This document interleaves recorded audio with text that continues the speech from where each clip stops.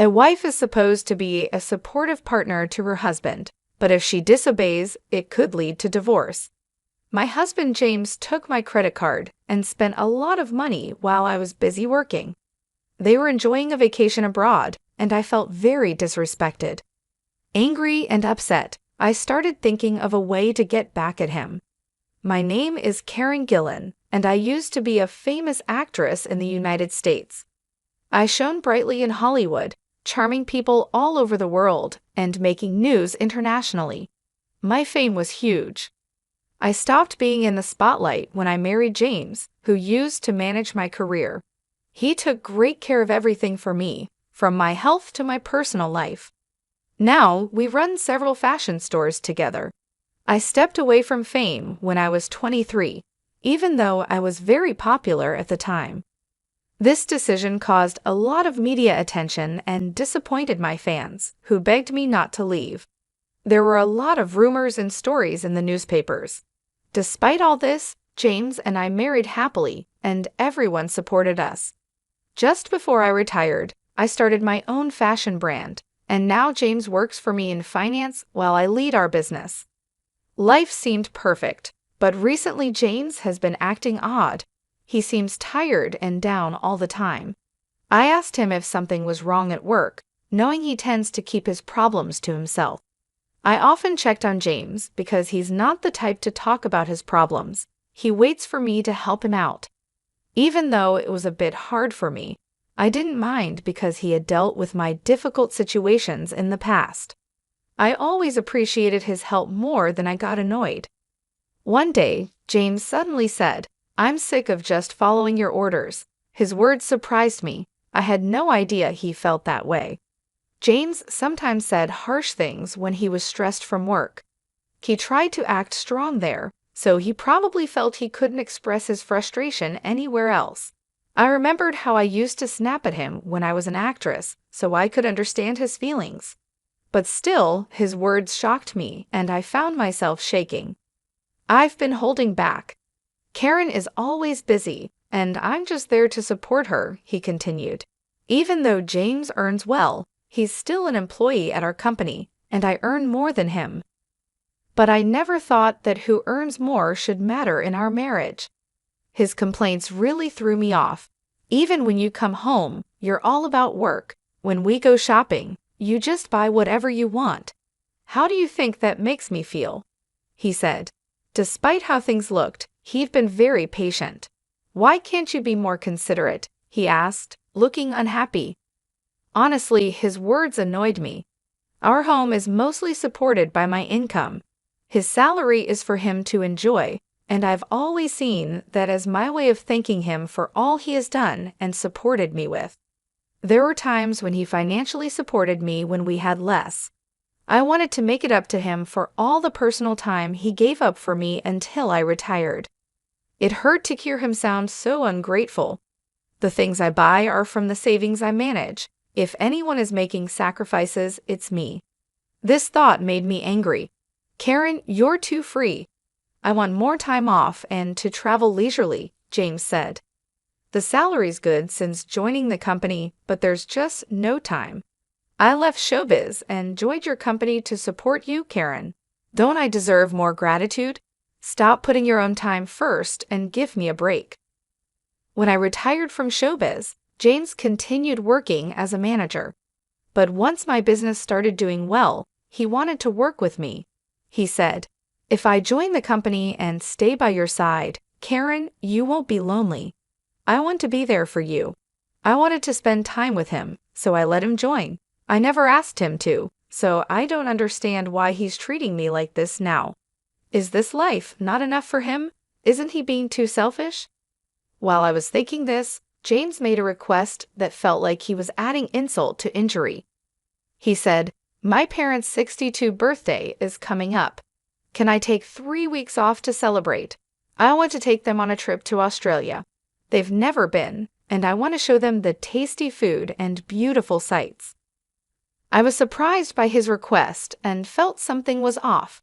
Asking for 3 weeks off is a small thing that he could easily have done at work without making a fuss.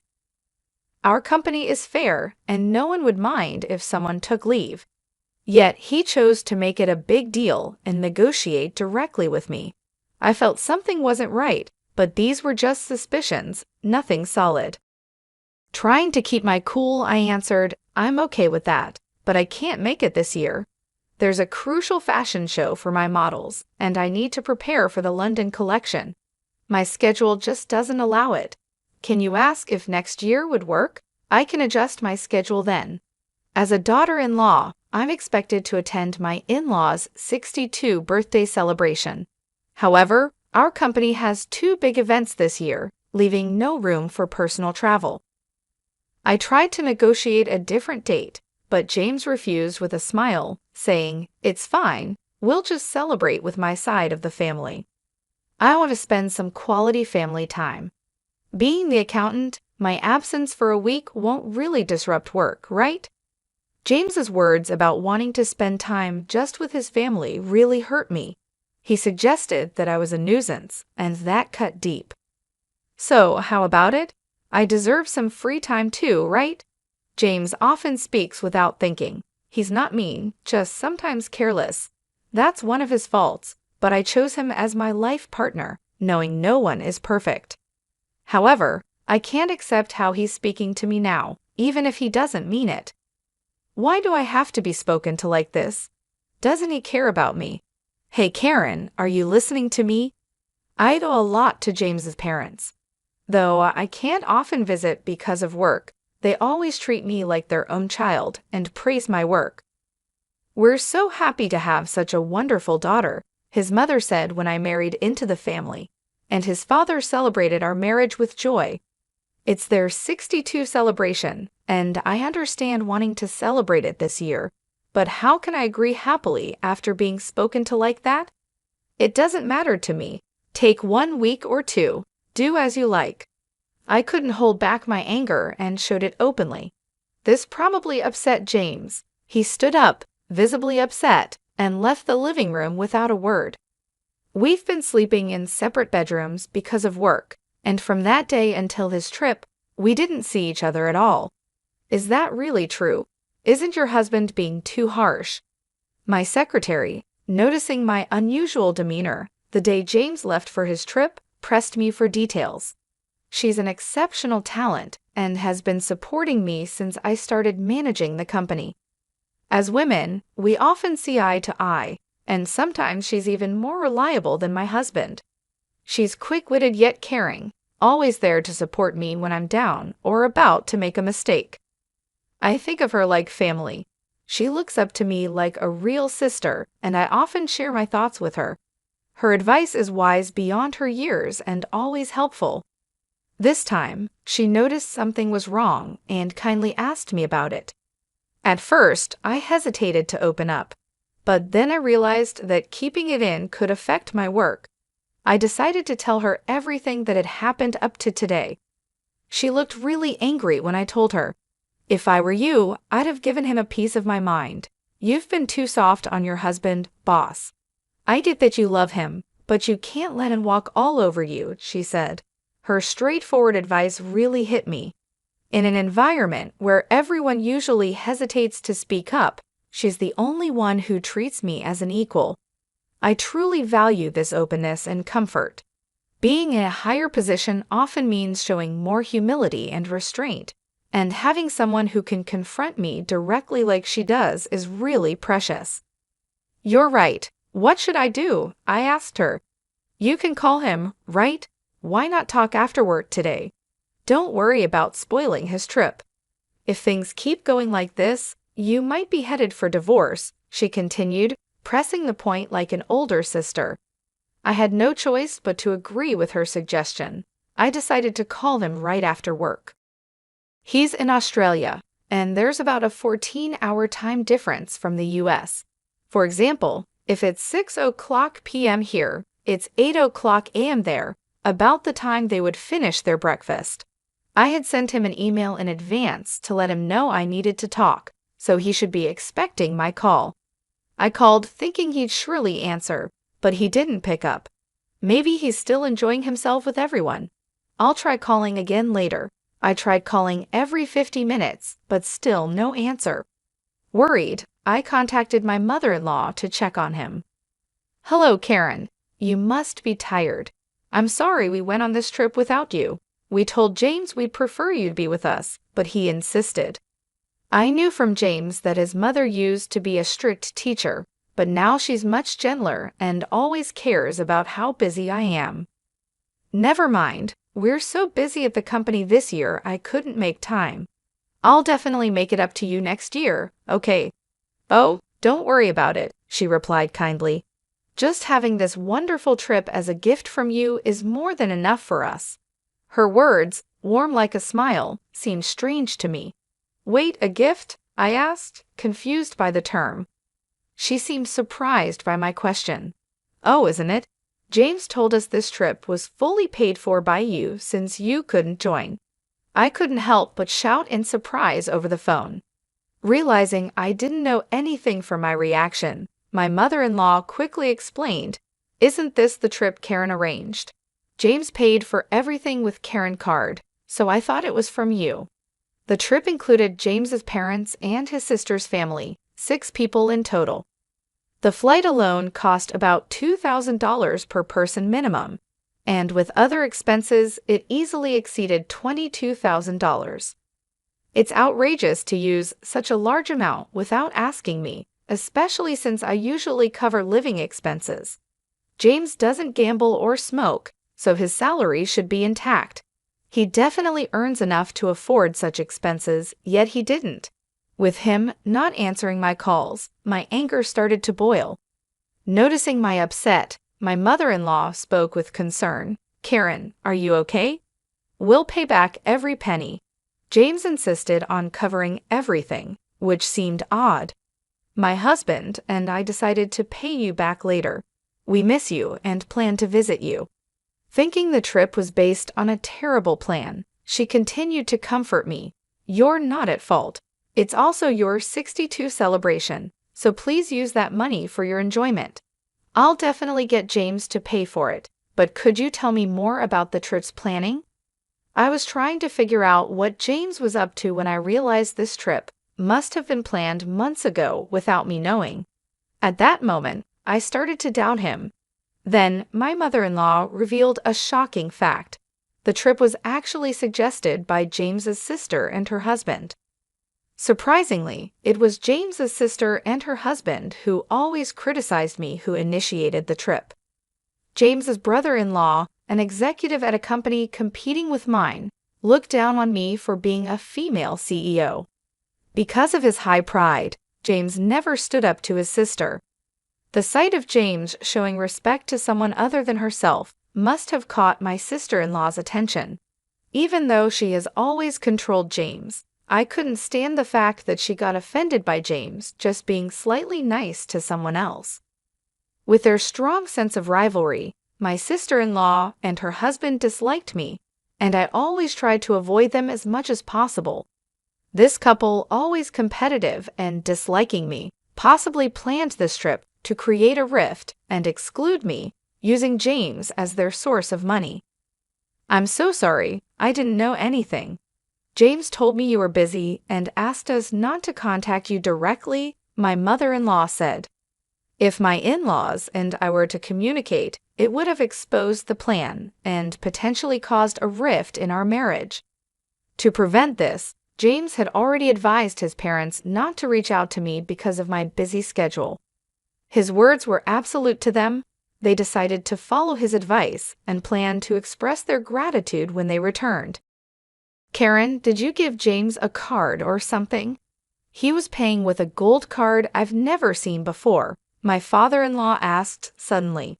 He must have been listening in, given his urgent tone. His question confirmed my suspicions the moment he mentioned the gold card. I checked my safe and found that the gold card he mentioned was missing. This card is crucial for our company and only James, and I knew the safe's password. I never thought James would steal from the company, but it was clear he had taken the card. As the finance manager, he could easily change the records. Realizing he was misusing company funds, my anger grew, and I told my in-laws what had happened. They turned pale with shock. What should we do? Are we part of this theft? We'll go back with James immediately. We're as guilty as he is, even if we didn't know. My mother-in-law panicked. My father-in-law, who always takes his responsibilities seriously, agreed, we'll accept our punishment once we're back. I shook my head, disagreeing. No need for that. You were just tricked by James. You're not at fault. But I can't let James and his sister's family get away with this. We don't need punishment, but could you help me with something? I continued. I ignored James' actions until now, and that's my fault. He's taken me for granted, thinking he can just apologize and get away with it. This isn't just a personal problem. It's about the company. We need to teach him a lesson. All right, we'll do whatever we can to help, they responded. So we began planning how to get back at James. I was surprised by my own cleverness, but my love for James had turned into hatred and anger.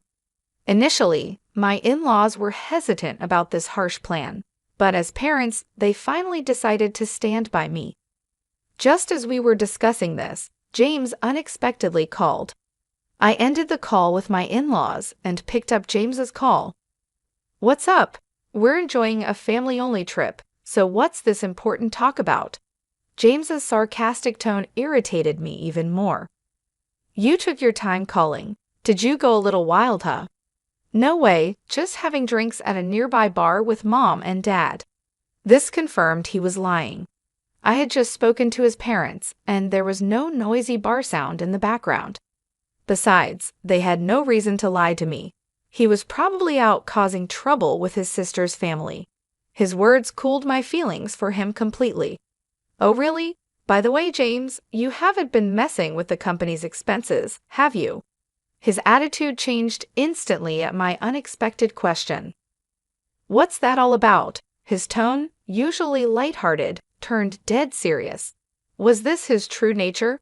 Seeing his attitude shift as if he now saw me as an enemy, I faced him with equal firmness. Just checking, since there will be an audit at the company soon. Are you suspecting me?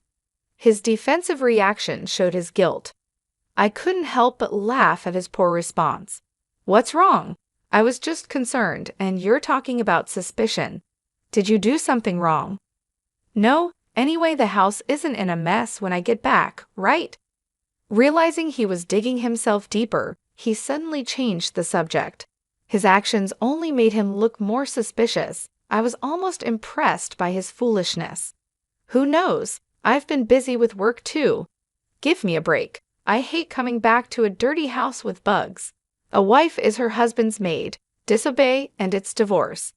Even our executive says that to his wife. Looks like I might have to do the same, right? You wouldn't want that, so keep the house clean. I had never seen him getting along with the executive. His current words were probably all his own thoughts. But aware of his weaker position, he used the third person to express them. His patheticness made me sigh. Sure, I'll keep that in mind. There was no need to talk to him any longer. James clearly looked down on me, even embezzling company funds. Embezzlement is a serious crime, and I could take him to the police. No mercy even for a spouse, but that alone wouldn't satisfy me after ending the call with James. The next day, while I was busy preparing for the fashion show, I made a phone call to a certain place. Of course, James bombarded me with calls. I noticed his calls late at night while I was out. Luckily, my secretary was driving, so I answered James's call on speaker. You're late. What have you been doing? His voice was rougher than I'd ever heard, surprising both my secretary and me. What do you mean? I was working. Did you do something yesterday? Do something like what? Don't play dumb. Tell me the truth. James was in complete panic, and in the background, I could hear several Australia men and my sister-in-law and her husband confronting him. It sounded noisy. Something wrong? I asked. No, it's just James, who had been blustering, suddenly began to stammer. He realized that admitting anything would put him in a very disadvantageous position. His odd behavior made me explain to him what was coming. Too bad, James, you were supposed to be having a blast in Australia. But it seems your dream turned into a nightmare overnight. Huh. But it's what you deserve for misusing someone else's money. You did something, didn't you? As he reacted weirdly, I revealed what I had done the day before. I had contacted the president of the credit card company I was contracted with. Despite it being after hours, he agreed to help me due to our long-standing relationship. He immediately suspended the company's credit card. If a credit card is misused, the company doesn't have to pay the store, leaving the store at a loss. However, James had arranged to pay the entire bill at checkout. So with the card blocked, he couldn't pay and was now being interrogated by the hotel receptionists. James, Mom and Dad have already checked out. The taxi I reserved for them has left with them, so there's no one coming to pick you up, I said. My sister-in-law, who was cornered, bombarded James, asking what to do next. Hearing this, James panicked even more and directed his anger at me. How can you do this and think it's okay? Are you ready for divorce? Go ahead. I'd rather not have a husband who steals from the company. I've already talked to a lawyer, and we're starting the divorce process, I told James. He was clearly shaken by my calm reaction. I've ignored so much of what you've done, James. There was a time when you supported my work, and I was grateful, but I've reached my limit. My patience is gone, I continued. That can't be. James realized he was in a real crisis and let out a desperate cry. The receptionist kept demanding payment from James and his group, who were now trapped in despair. None of them spoke Australia and were relying on a guide to communicate. Hearing their situation, I suggested switching the call to me. No one there speaks Australia, right? Let me talk to them for you. You're going to help? James sounded relieved, thinking I had changed my mind. Without hesitation, he handed his phone to them. I spoke to the receptionists in Australia, explained the situation, and they understood quickly and seemed cooperative. To ease their worries, I also gave them my contact information, which my secretary noted down. After a friendly chat, they returned the phone to James. What happened? Did you sort it out? James asked. Yes, I've taken care of it.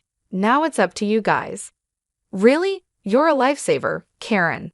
I love you, he said, then hurried off, apparently called by the receptionists. James, clueless, ended the call and followed them. Are you sure about this? It probably won't end well, my secretary asked. Perfect, right? It's ideal for them to see hell, I responded. An hour later, as expected, I received a barrage of calls again from James. When I answered the call, James was on the line, his voice full of distress. Karen, what's going on here? What is this place? He cried out and showed me through a video call the image of a slum area in Sydney, Australia. James and his sister's family were there, looking miserable and stripped of their belongings.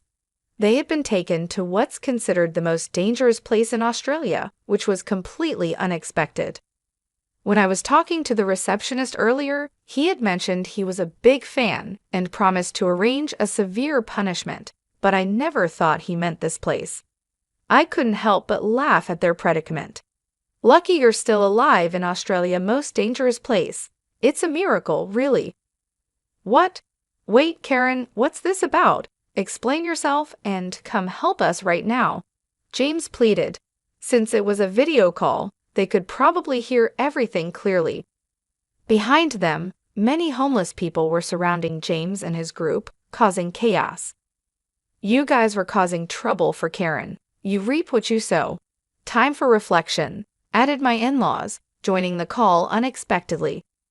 Mom, Dad, what are you doing? James was shocked. A friend of Karen flew us back in a private jet. We returned to the U.S., and Karen picked us up. We realized you were trying to set Karen up. We asked her to do as she pleases with you guys, they explained. As they said this, the onlookers behind them started confronting James's sister and her husband. The people living in this rough area were ruthless. If you wore anything valuable, even women were not spared. They raised their voices while on the video call. In such a dangerous neighborhood, it's no surprise they became perfect targets. I addressed the crowd in Australia, loud enough for them to hear, telling them these men had been using my card illegally and had treated me horribly. I encouraged the locals to do as they pleased with James and his group, and they eagerly agreed to give them a hard time. Suddenly, the call ended, probably because someone snatched the phone. After that, James and his group were stuck living in the harsh conditions of the slum, treated poorly by the locals. Without money to return to the U.S., they were essentially trapped abroad. I later confirmed with the hotel receptionist that an acquaintance of his, who was a leader in that slum, had agreed to look after James and his group. In return for his help, I promised to treat him to some good liquor the next time and assured him not to worry. They made a deal to keep James and his group safe from life-threatening situations. In return, I agreed to perform at that hotel, something I hadn't done in a long time. The receptionist mentioned that a live performance video of mine, the only one I ever released, was still his treasure. He invited me to stay at their hotel and sing for them, promising VIP treatment. Following this, I successfully got my revenge on James and his group with the help of the men from the hotel. I also managed to divorce James. I felt refreshed and have been enjoying life with my in-laws. James's sister and her husband were fired from their jobs for unexcused absences. Their phones were taken by the locals, leaving them without a way to contact anyone. My in-laws explained the situation well, so it didn't become a police matter, and no one seemed to care about them. Thus, my ties with James were completely severed. Since then, I've been focusing on work and living a happy life. Occasionally, I call the receptionist to check on James and his group. They're still living in tough conditions, but I don't feel sorry for them. I asked to spare their lives, and now I'm enjoying my life to the fullest.